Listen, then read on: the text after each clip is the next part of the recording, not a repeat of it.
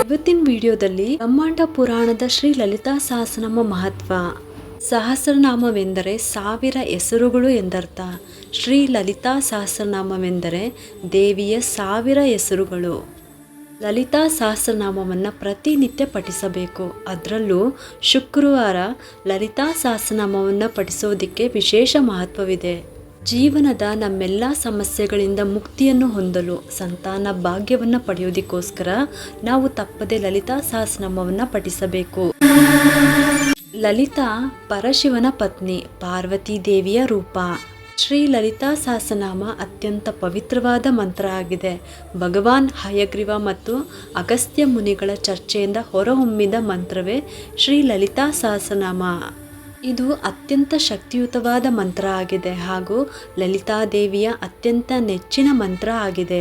ಲಲಿತಾ ಸಹಸ್ರನಾಮ ಬ್ರಹ್ಮಾಂಡ ಪುರಾಣದಲ್ಲಿ ಉಕ್ತವಾಗಿದೆ. ಮಂತ್ರಶಾಸ್ತ್ರ ದೃಷ್ಟಿಯಿಂದ ಮಹಾಮಹಿಮಪೂರ್ಣವಾದದ್ದು ಹೌದು.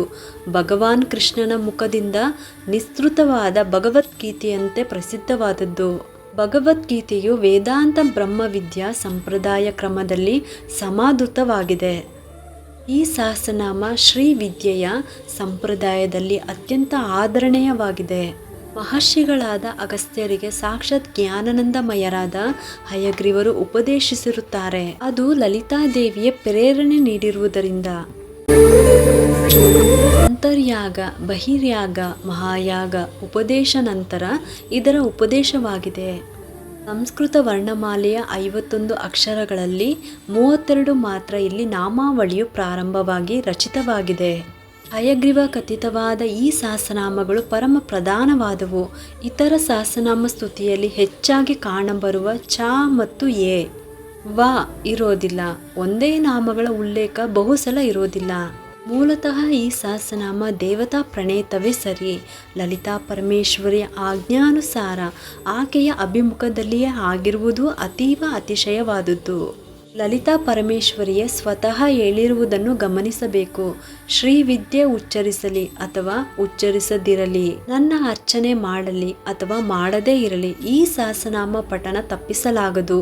ಈ ಕಾರಣದಿಂದ ಈ ನಾಮಾವಳಿಯು ಸರ್ವ ರೋಗ ನಿವಾರಕ, ಸಮಸ್ತ ಇಷ್ಟಾರ್ಥಪ್ರದ, ದೀರ್ಘಾಯುಷ್ಯವನ್ನು ನೀಡುವುದು. ಲಲಿತಾ ಸಹಸ್ರನಾಮ ಪಾಠಕರು ಏಕಾಗ್ರತೆಯಿಂದಲೇ ಪಠಿಸಬೇಕೆಂದೇನೂ ಇಲ್ಲ ಅಥವಾ ಜಪಿಸಬೇಕಾದದ್ದೂ ಇಲ್ಲ. ನಮ್ಮ ಮನಸ್ಸು ಎಲ್ಲಿಯೇ ಇರಲಿ, ನಾವು ಹೇಗೆ ಪಠಿಸಿದರೂ ವ್ಯರ್ಥವಾಗುವುದಿಲ್ಲ. ಸರ್ವರು ಈ ನಾಮಾವಳಿಯ ಪಠನೆ ಮಾಡಿ ಸತ್ಪರಿಣಾಮ ಪಡೆಯಬಹುದು. ಇಲ್ಲಿಗೆ ಬ್ರಹ್ಮಾಂಡ ಪುರಾಣ ಶ್ರೀ ಲಲಿತಾ ಸಹಸ್ರನಾಮ ಮಹತ್ವ ಸಂಪೂರ್ಣವಾಯಿತು.